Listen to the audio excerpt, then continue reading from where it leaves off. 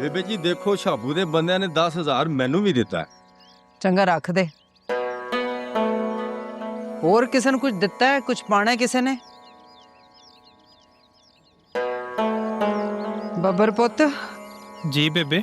ਆ ਪੈਸੇ ਚੱਕ ਤਾਂ ਜਾ ਕੇ ਗਰੀਬਾਂ 'ਚ ਵੰਡਿਆ। पर बेबे ਜੋ ਮੈਂ ਤੈਨੂੰ ਕਿਹਾ ਉਹੀ ਕਰ।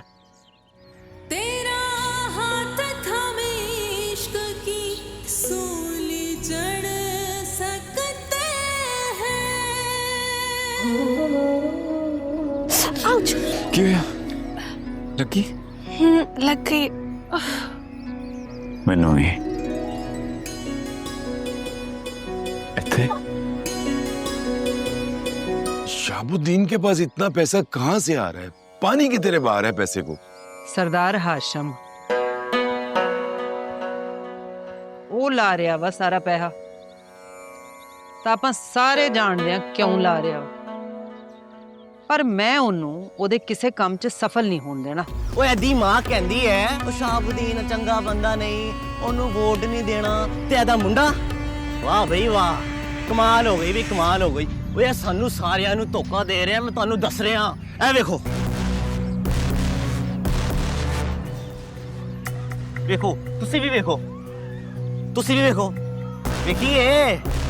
ਹਾਂਜੀ ਵੇਖੀਏ, ਐ ਵੀਰੇ ਵੇਖੋ, ਗੌਰ ਨਾਲ ਵੇਖੋ, ਵੇਖੀਏ ਜੀ, ਐ ਵੇਖੋ, ਉਹ ਵੇਖੋ ਵੇਖੋ, ਵੇਖੀ ਉਹ ਵਾਹ ਜੀ, ਤੁਸੀਂ ਵੀ ਵੇਖੋ, ਉਹ ਵੇਖੋ ਜੀ, ਵੇਖੋ, ਐ ਵੇਖ ਓਏ।